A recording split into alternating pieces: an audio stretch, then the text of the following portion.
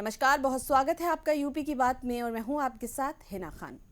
उत्तर प्रदेश के मुख्यमंत्री योगी आदित्यनाथ ने श्रावस्ती जिले में आई बाढ़ और कटान का जायजा लिया, जहां जमुनहरा राप्ती बैराज स्थित गेस्ट हाउस में रेस्क्यू कर बचाई गई रेखा देवी और फ्लड पीएसी के जवानों को सम्मानित किया गया। वहीं आवास विहीन लोगों को आवास देने की बात कही गई और बाढ़ प्रभावितों को राहत किट भी बांटे गए। श्रावस्ती में मुख्यमंत्री ने मोटर बोट से नदी के दूसरे किनारे जाकर बाढ़ प्रभावितों से मुलाकात की और उनका हाल जाना। इसके बाद मुख्यमंत्री ने प्रदेश में बाढ़ग्रस्त इलाकों के बारे में जानकारी दी। उन्होंने कहा कि सभी गांवों में एनडीआरएफ, एसडीआरएफ, फ्लड पीएसी और स्थानीय स्तर पर नौकाओं की व्यवस्था की गई है। 1033 बाढ़ चौकी स्थापित कर वहां बाढ़ पीड़ितों को रखा जा रहा है। उन्होंने कहा कि जिले में 4 जनहानि हुई है। सरकार ने पहले से ही बाढ़ की चपेट में आने वाले लोगों के लिए राहत पैकेज की व्यवस्था की है। सीएम ने कहा कि सरकार ऐसी स्थिति में तत्परता से कार्य कर रही है। सरकार की पहले से ही व्यवस्था है। हम लोग जब 2017 में सरकार में आए थे तो हम लोगों ने एक व्यवस्था बनाई थी कि आपदा के कारण अगर कहीं कोई जनहानि होती है उस परिवार को तत्काल 4 लाख रुपए की सहायता प्राप्त हो जाए। मानव वन्य जीव संघर्ष में अगर किसी कोई जनहानि होती है तो वहां पर भी 4 लाख की सहायता दे दी जाए। कहीं सर्पदंश से किसी व्यक्ति की मृत्यु होती है उस परिवार को भी सहायता के रूप में ये राशि उपलब्ध करा दी जाए। कहीं पर कोई आकाशीय बिजली से कोई किसान की, कोई बटाईदार की, किसान के परिवार के किसी सदस्य की असामयिक मृत्यु होती है उसके परिवार को भी आपदा राहत कोष से तत्काल सहायता राशि या फिर कृषक दुर्घटना बीमा योजना के अंतर्गत राशि उपलब्ध करवा करके उस परिवार को संबल प्रदान किया जाए। और आज यहां पर 4 ऐसे परिवार जिन्होंने अचानक आई बाढ़ के कारण अपने परिवारजनों को खोया है, उनको भी 4-4 लाख रुपए की सहायता यहां पर प्रदान की गई है। उन सभी पीड़ित परिवारों के प्रति मेरी संवेदना है, राज्य सरकार की पूरी संवेदना है, केंद्र सरकार की पूरी संवेदना है। बाढ़ बचाव के लिए सरकार के द्वारा प्रयास किए गए हैं, लेकिन जहां पर नदी की क्षमता केवल 30,000 क्यूसिक वाटर की को वहन करने की हो, अगर अचानक 3 लाख क्यूसिक वाटर उसमें आ जाए तो स्वाभाविक रूप से सारी तैयारियां धरी की धरी रह जाती हैं। और यही हुआ जब नेपाल के अंदर अत्यधिक बारिश हुई, उन्होंने अपने वहां के सभी रेगुलेटर और डैम के बांध के फाटक खोले। अचानक जल प्रवाह से सभी नदियां जल प्लावित हुई। केवल राप्ती नदी की स्थिति नहीं है, सरयू जी में भी काफी बड़े पैमाने पे बाढ़ आई। बड़े पैमाने पर हम लोगों ने शारदा नदी में भी देखा, कल मैं पीलीभीत और लखीमपुर खीरी में भी था।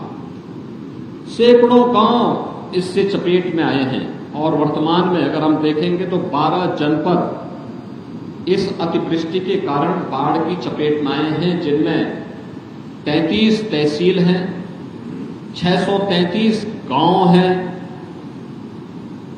इसमें कुल 17,97,000 की आबादी इसकी चपेट में आई है, जिसमें पशु भी प्रभावित हुए। 18,000 से अधिक पशु भी इस अचानक जल प्लावन के कारण, बाढ़ के कारण प्रभावित हुए हैं।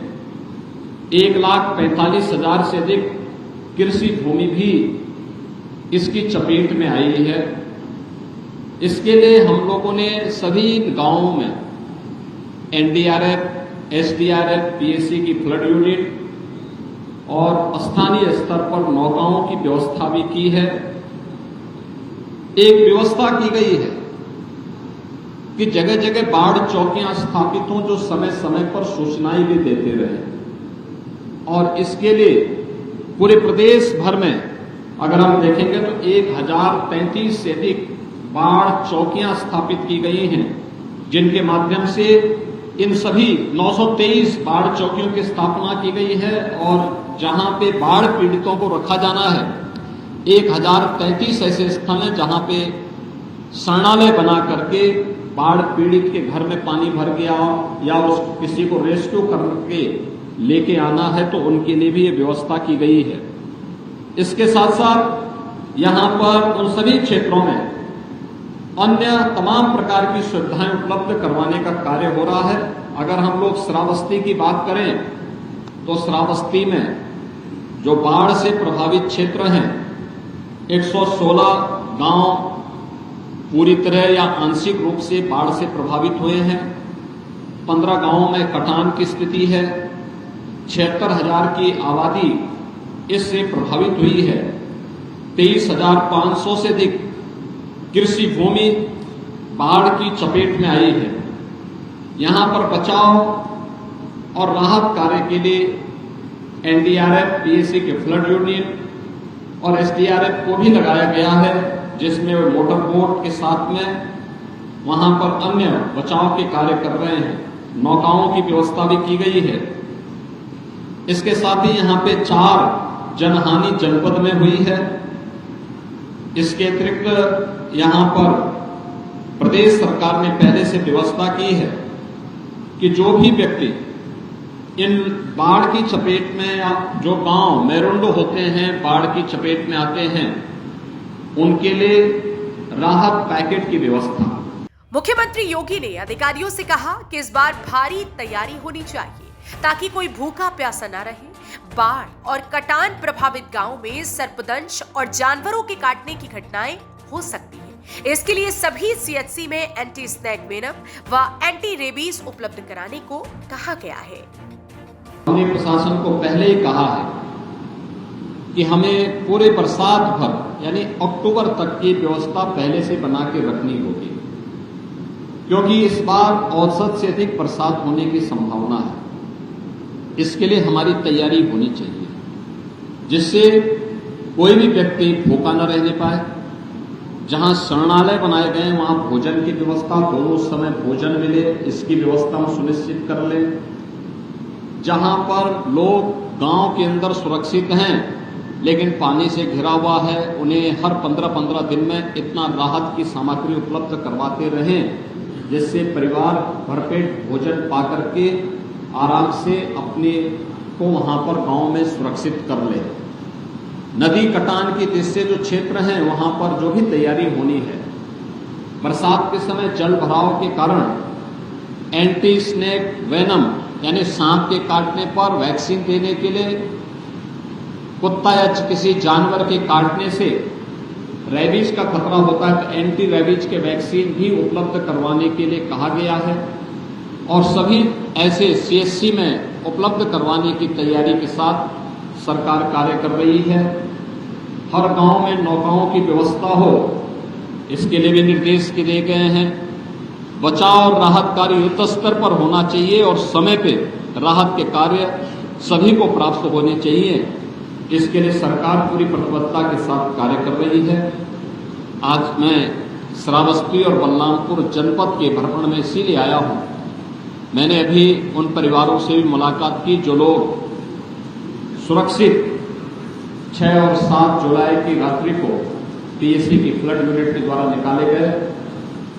उन लोगों को सर्टिफिकेट भी यहाँ मैंने वितरित किया है। इसके अलावा राहत और बचाव के कार्य को युद्ध स्तर पर आगे बढ़ाने के लिए प्रशासन को निर्देशित किया गया है।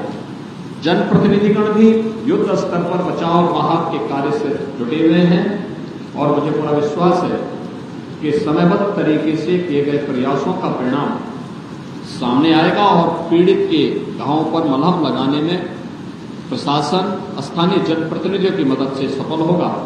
आज के इस अवसर पर एक बार फिर से सभी पीड़ितों के प्रति मेरी संवेदना है और मैं उन्हें इस बात के लिए आश्वस्त करता हूं कि सरकार हर संकट में उनके साथ खड़ी होकर के उन्हें हर संभव मदद देगी। तो देखा आपने मुख्यमंत्री योगी आदित्यनाथ ने किस तरह से बाढ़ पीड़ितों को मरहम लगाने का काम किया। मुख्यमंत्री जगह जगह जाकर बाढ़ ग्रस्त इलाकों की हवाई सर्वेक्षण भी कर रहे हैं। बाढ़ पीड़ितों के बीच मुख्यमंत्री पहुंचे तो लोगों को काफी राहत मिली और उनका हौसला भी बढ़ा। फिलहाल इस खबर में इतना ही। इस तरह की तमाम और खबरें हम आपके लिए जुटाते रहेंगे। आप देखते रहिए यूपी की बात।